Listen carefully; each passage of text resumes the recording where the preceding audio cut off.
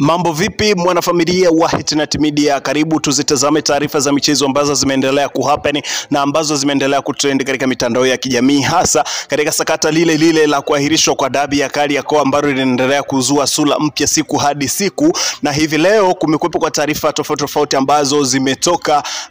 na ambazo zinaendelea kutrend sana katika mitandao ya kijamii. Kumbukwe siku za hivi karibuni uongozi wa klabu ya Young Africans kupitia kwa afisa habari wake bwana Ally Shabani Kamwe pamoja na wazee wa klabu hiyo Young Africans waliweza kuwa na kikao na waandishi wa habari na wakatoa walioyatoa kuelekea kwa sakata hili ambalo kila siku linaendelea kuzua sura mpya siku hadi siku, na mambo mengi yameendelea kuwepo ambayo yanatajwa kuwa ya chanzo chake ni bodi ya ligi ambao wanaonyesha kuipendelea klabu moja na kutowasikiliza klabu ya Young Africans ambayo mpaka sasa ina malalamiko yake katika bodi hiyo ya ligi kuu ya Tanzania chini ya mwenyekiti wake Steven Mguto na pamoja na TFF ambaye rais wake ni Wallace Karia ambaye anashikilia bodi hiyo.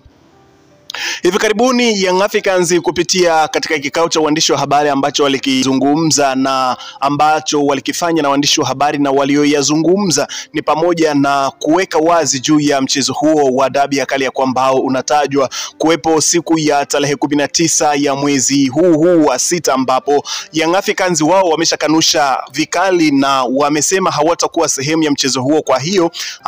wanahitaji pia promotion ya mchezo huo kupitia katika Azam Media ambao wanapromote mchezo huo kwamba utakuwepo siku ya tarehe 15. Wamekataa Azam wasipromote mchezo huo kutokana na kwamba wao hawatakuwa sehemu ya mchezo na wasihesabiwe kabisa kwamba Young Africans watapeleka timu siku ya tarehe 15. Kinachotajwa kikubwa kwamba mpaka Young Africans watakapojibiwa maswali yao ambayo wameshakwisha kuyaainisha na kuwauliza bodi ya ligi ambao wana wajibu wa kuwajibu maswali yao hayo. Endapo kama Young Africans watajibiwa maswali yao hayo au ikitokea bodi ya ligi wamejihuzuru, basi Young Africans moja kwa moja wataweza kupeleka timu uwanjani kwa mujibu wa maelezo ambayo aliweza kuyatoa msemaji wa klabu hiyo. Tunamzungumzia Ally Kamwe ambaye aliweza kuzungumza hayo siku ambayo walikuwa wameita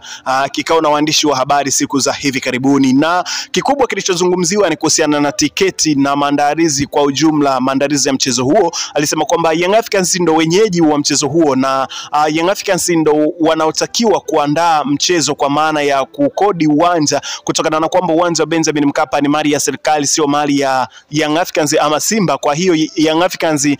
wana wajibu wa kwenda kukodi uwanja huo kwa mjibu wa kanuni na ili uweze kutumika katika mchezo huo. Kwa hiyo Young Africans hawataweza kwenda kukodi uwanja huo wa Benjamin Mkapa na wala hapatakuwa na maandalizi yoyote ya kimchezo ambayo Young Africans yatakuwa wanayafanya. Kwa hiyo Young Africans ndio wenye wajibu wa kutangaza uwanja kwamba pia mchezo wao utachezwa katika uwanja fulani, na hivyo Young Africans mpaka sasa hawajazungumza kitu chochote kuelekea kwa mchezo huo. Kwa hiyo bodi ya ligi bado nao watakuwa njia panda kutokana na kwamba hawataweza kuwa na sehemu ya kupeleka uwanja huo ama kupeleka marefari na makamishna wa mchezo na maranzmeni kwenda kuwapa Simba Sports Club pointi za kikanuni kutokana na kwamba Young Africans hajatangaza uwanja wowote ambao mchezo huo utafanyika. Kwa hiyo ni jambo gumu pia ambalo bodi ya ligi linawawia, labda tu waweze kufanya kwamba waende katika uwanja wa Benjamin Mkapa kutokana na kwamba mechi kubwa za dabi ya Kariakoo zinafanyika katika uwanja huo. Lakini tofauti na hivyo bodi ya ligi hawana sehemu ya kuwapeleka makamishna, marefali na watu wa kikanuni ambao wangetakiwa kuwepo katika mchezo huo, ama mgeni rasmi ambaye angetakiwa kuwepo katika mchezo huo ambaye ni rais wa Jamhuri ya Muungano wa Tanzania, kutokana na kwamba uwanja huo wa Benjamin Mkapa ni uwanja ambao unatumika katika michezo mikubwa. Labda wafanye hivyo, lakini pia Young Africans ndo wana jukumu la kutangaza tiketi katika mchezo husika, na wameweka wazi kwamba hawana kituo chochote ambacho kinakatisha tiketi za mchezo huo, na wameeleza kuwa tiketi ambazo zilikatwa siku ya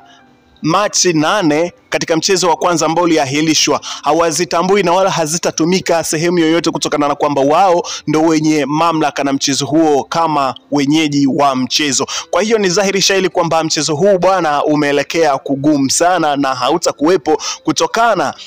na vile vilivyowekwa wazi na vilivyoainishwa na uongozi huo wa Young Africans. Lakini kwa upande wa wazee wa klabu hiyo ya Young Africans, wao waliweza kuweka wazi juu ya kila ambacho kinatajwa kuwa ni wananyonywa ama wanaonewa na bodi ya ligi, na wakaweza kusema endapo kama pointi za Young Africans ambazo wamezitafuta kwa jasho na damu kama zitakatwa na kupewa klabu yoyote hapa Tanzania, ligi itakuwa imeishia hapo. Ni nini ambacho kitakwenda kutokea, ama ni vipi ambavyo walikuwa wanamaanisha ligi itaisha kivipi? Na tulisikiliza mdau mmoja wa masuala ya michezo hapa Tanzania ambaye jina lake limehifadhiwa, aliweza kusema bodi ya ligi ina watu hata 100 hawafiki, ambao bodi ya ligi na viongozi wa Young Africans wakiwemo. Kwa hiyo klabu ya Young Africans ina zaidi ya mashabiki milioni 30 na bodi ya ligi hata 100 hawafiki. Kwa hiyo kuna kitu kikubwa ambacho kinaweza kikafanyika siku hiyo hiyo ya tarehe 15 kwa viongozi hawa, na tuliona pia baadhi ya viongozi wa serikali kwa maana ya wabunge waliweza kuzungumza kwamba hichi wanachokifanya bodi ya ligi huenda kikaja kikahatarisha amani ya nchi, hasa kwa wakati huu ambapo nchi inaelekea katika uchaguzi, na akaweza kuishauri serikali kwa namna moja ama nyingine iweze kuingilia kwa namna moja ama nyingine iweze kuingilia jambo hili, japo si kwa sura ya kuonekana, kwa sababu sheria za FIFA haziruhusu serikali ingilie masuala ya football, lakini yeye aliweza kushauri kwamba wangeweza kuingilia kwa namna yoyote ambapo isijulikane, aidha wawaite watu wa mamlaka ambazo zinasimamia mchezo kwa maana ya bodi ya ligi na TFF, wawaite kimya na wajaribu kuzungumza nao na waweke mambo yao sawa, wakamaliza tatizo hili ambalo huenda likaja kuwa tatizo kubwa kwa nchi, kutokana na kwamba Young Africans hawatokubali kukatwa tiketi kukatwa pointi zao ambazo wamezisaka kwa jasho na damu.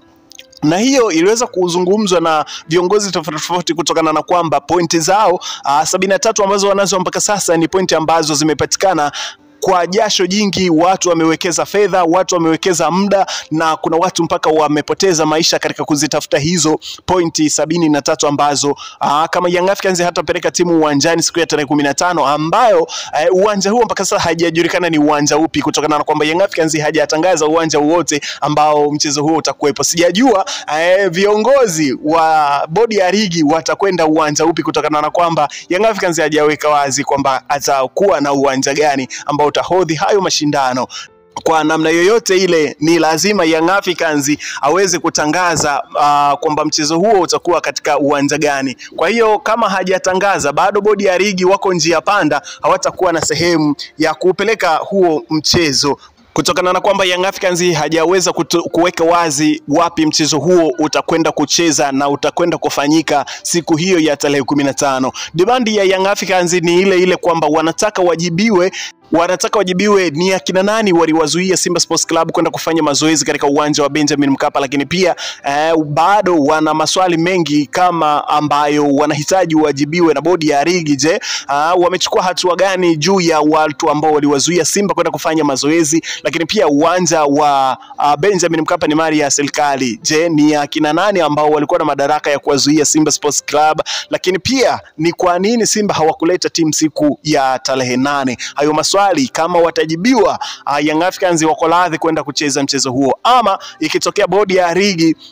wakajihuzuru, basi moja kwa moja Young Africans watakwenda kucheza mchezo huo na bila shida yoyote na pasina shaka yoyote. Lakini kwa taarifa tulizo nazo, huenda pia mchezo huo ukasogezwa mbele.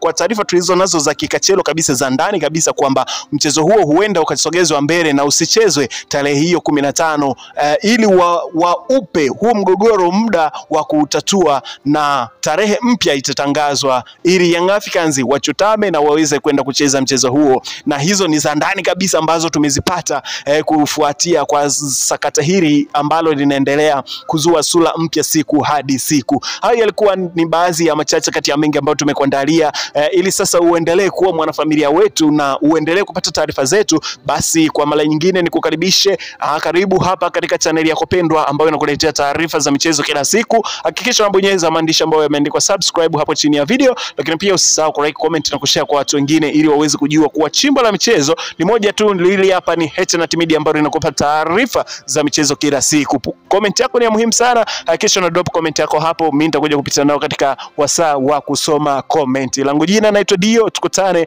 katika update zingine. Wanapenda kuniita ripota wa Uswazi. Bye bye.